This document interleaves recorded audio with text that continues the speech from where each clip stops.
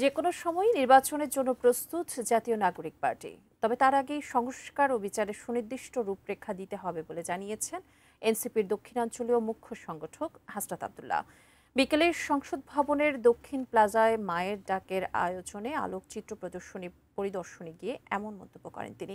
এ সময় গুম কমিশন স্বাধীনভাবে কাজ করতে পারছে না বলে অভিযোগ করেন হাসনাত।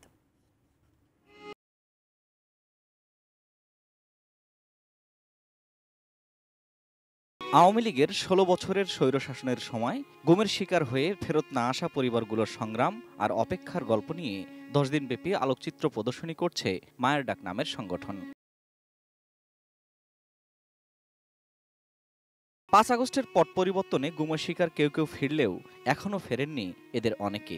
তাদের পরিবারগুলো জানতে চায় কি হয়েছে প্রিয়জনের। এই গুমের এক্সিবিশনটার প্রধান লক্ষ্য হইতেছে যারা ফেরত আসে নাই সেই মানুষের জবানবন্দি বা সেই মানুষের মেমোরিটা যেন আমরা মানুষের কাছে তুলে ধরতে পারি। বিগত ১ বছরে আমরা তেমন কোনো ফলপ্রসূ ইনভেস্টিগেশন বা বিচার হতে দেখিনি, যেটাতে আসলে দায়িত্ব নিয়ে অ্যাকাউন্টেবিলিটির সাথে কোনো সরকারের ইনস্টিটিউশন বলবে পরিবারগুলোকে অ্যাটলিস্ট যে তার সন্তানের সাথে কি হয়েছে।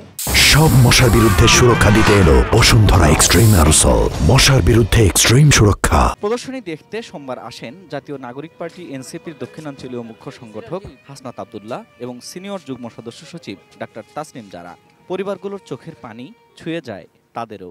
বর্তমানে যে গুম কমিশন আছে সেটার একটা মেয়াদ আছে, সীমিত মেয়াদে গুম কমিশন কাজ করছে, কিন্তু পার্মানেন্ট একটা গুম কমিশন করার প্রয়োজন, যারা প্রত্যেকটা গুমের কেস তদন্ত করবেন, একদম প্রত্যেকটা ধরে ধরে কিভাবে গুম হয়েছে, কেন হয়েছে, সেটার এখন ফাইনাল পরিণতি কি, বিচার থেকে শুরু করে সব কিছু এনশোর করবে, এবং এই গুম কমিশন কোনো টুথলেস গুম কমিশন যাতে না হয়। সাংবাদিকদের এক প্রশ্নের জবাবে হাসনাত আব্দুল্লাহ কথা বলেন নির্বাচন ও সংস্কার নিয়ে।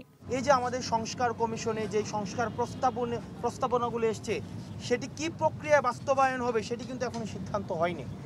সেটির বাস্তবায়ন, সেটির লিগ্যাল ফ্রেমওয়ার্ক নিশ্চিত করে সেগুলো আজকে আমাকে নিশ্চিত করে দেন, আপনি প্রয়োজনে কালকে নির্বাচন করে দেন। আবার ৯০-এর মতো ৭১-এর মতো আবার ব্যর্থতায় পর্যবসিত হওয়ার রাস্তার দিকে আমরা ধাবিত হব। সেই অনিশ্চয়তার মধ্যে আসলে জাতি থাকতে চায় না। নিষিদ্ধ আওয়ামী লীগ ফ্যাসিবাদ বিরোধী রাজনৈতিক দলগুলোর অনৈক্য সুযোগ নিচ্ছেন বলেও মনে করেন হাসনাত আব্দুল্লাহ। ফ্যাসিবাদ বিরোধী রাজনৈতিক দলগুলোর মধ্যে যে ঐক্যের যে ফাটল ধরেছে, সেটি থেকে আসলে উপকৃত কারা হচ্ছে। Ferdous Rahman, ATN news, Dhaka.